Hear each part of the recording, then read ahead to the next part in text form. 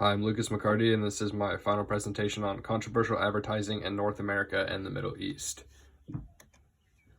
So first I decided I was going to take a look at controversial advertisements and see why they were controversial in general. And I kind of figured this would help me in the future as a writer in writing successful and more acceptable ads, as well as learning about ad regulations in North America and the Middle East and their differences. Asian Journal of Business Research states the areas of extreme exploitation in advertising, such as religion, culture, and gender, from Run and Ting back in 2012.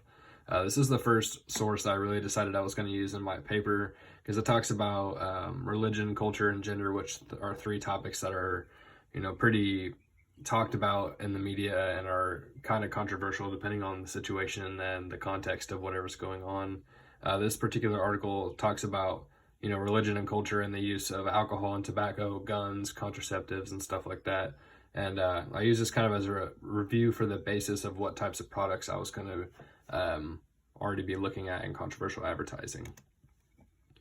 So next I use an article written by Erdogan, Pham, and Waller back in 2002, and it touches on religion and beliefs, and a lot of it had to do with a Middle Eastern point of view, and talked about Islamic religion and how they're a little bit more strict on advertisements and what they can show and how women can be portrayed and all that kind of stuff. And that was kind of my Middle Eastern basis of like regulations of what I needed to know before I could actually go into this.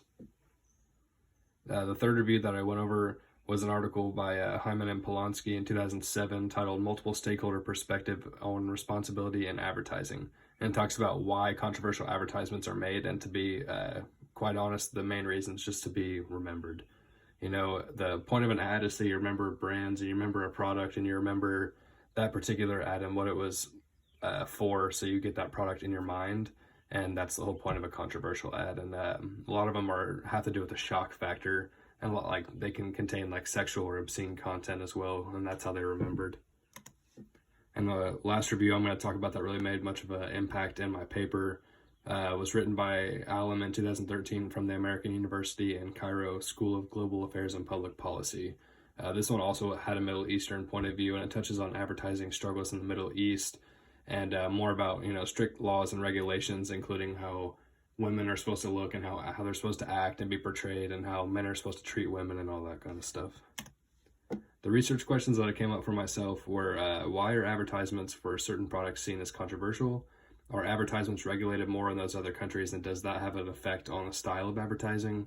How can advertisers create acceptable ads for controversial products, and should the way some products are advertised be regulated? An example of that would be tobacco, alcohol, and medicine.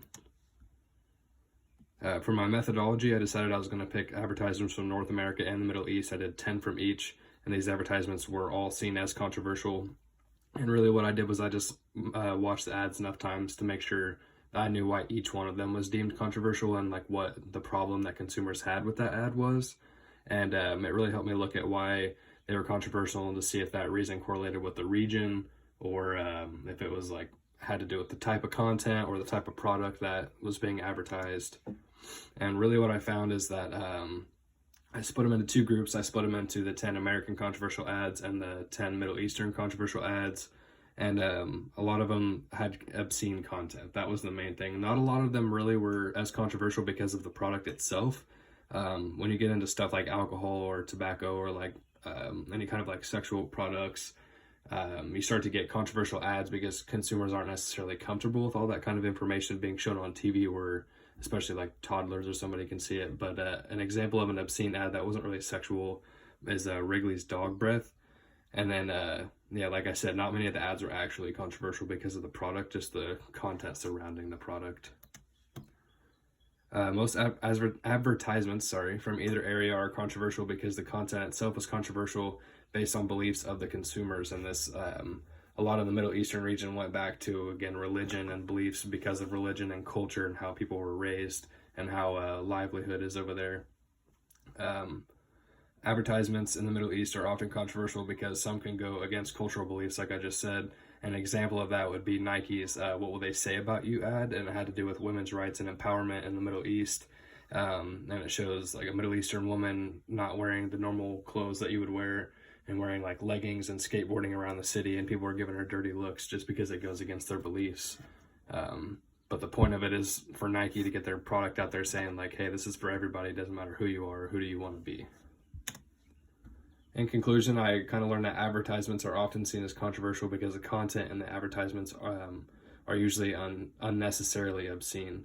Just like when you see a Burger King commercial or something that has Paris Hilton naked or something in it, you know. The Middle East regulates their advertisements more, which makes controversial ads harder to air.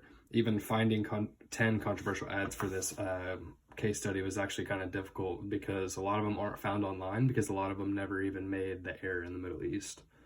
I also learned that certain products should be regulated when advertising if the product should not be used by children or young consumers, such as alcohol and tobacco. The safest way to make a non-controversial advertisement is to be open about the product and not add unnecessary content that can be hindering to the whole ad itself.